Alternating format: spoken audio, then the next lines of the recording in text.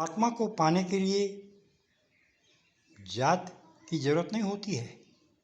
परमात्मा को पाने के लिए कर्म की जरूरत होती है।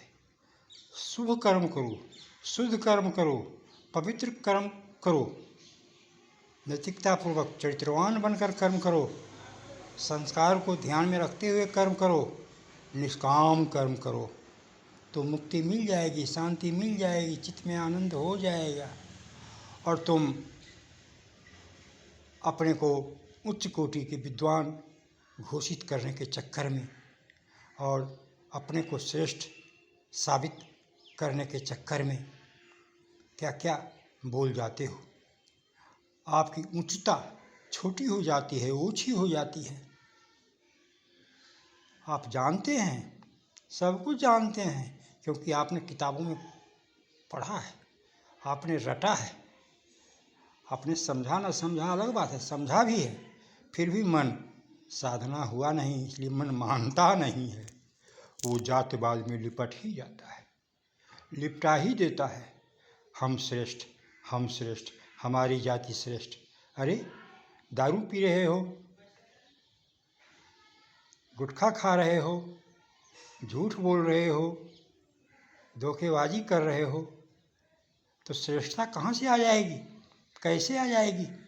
क्यों क्यों तुम्हारे पास श्रेष्ठता आ जाएगी? श्रेष्ठ तुम कैसे हो गए? सिर्फ जन्म लेने से, जन्म लेने से? जन्म से तो शास्त्र ने कह दिया है, वेद ने कह दिया है कि जन्म से सभी पशुवत होते हैं, कर्म से फिर जाति बट जाती है, श्रम विभाजन कर दिया जाता है। जिसके पास जो स्वभाव होता है, संस्कार होता है, जिसकी जैसी प्रतिभा होती है, वो उस वर्ण में, उस जाति में चला जाता है, चला जाना चाहिए। यही राष्ट्र की उन्नति, धर्म की उन्नति, नैतिकता की उन्नति, चरित्र की उन्नति, संस्कार की उन्नति, संस्कृति की उन्नति का कारण है। और तुम इन बातों को छोड़कर सिर्फ हम श्रेष्ठ, हम श्रेष्ठ, यानी दूसरे को तुम नीच सिद्ध करना चाहते हो, छोटा सिद्ध करना चाहते हो। ये कहाँ की मानसिकता है? क्या परमात्मा ने तुम्हें अपने हाथों से बनाया और दूसरे को किस प्रकार बनाया जो तुम श्रेष्ठ समझ रहे हो अपने को? इन सब बातों को भूलो और गीता के पन्ने पन्ने को घोल कर पी जाओ। गीता को समझने का प्रयास करो।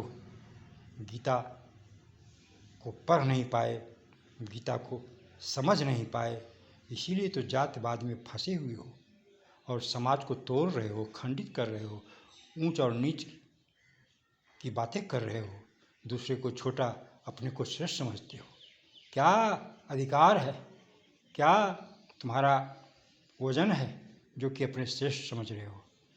झूठ बोलने के लिए श्रेष्ठ, नैतिकहीन होने के कारण श्रेष्ठ, चरित्रहीन होने के कारण श्रेष्ठ, भेदभाव पैदा करने के कारण श्रेष्ठ, ऊंची नीची बातें करने के कारण श्रेष्ठ, अपने को श्रेष्ठ और दूसरे को हीन समझने के कारण तुम श्रेष्ठ हो। इन सब बातों को मटिया मेट कर दो, मिटा दो मन से, फिर देखोगे परमात्मा तुम पर प्रसन्न रहेंगे। कोई प्रसन्न रहे न रहे, परमात्मा प्रसन्न रहेंगे और वो तुम्हें शांति प्रदान करेंगे, आनंद प्रदान करेंगे और तेरी उन्नति, तेरे घर परिवार की उन्नति, तेरे समाज की उन्नति, तेरे राष्ट्र की उन्नति, साथ ही साथ विश्व की भी उन्नति होगी। शांति शांति, ओम शांति।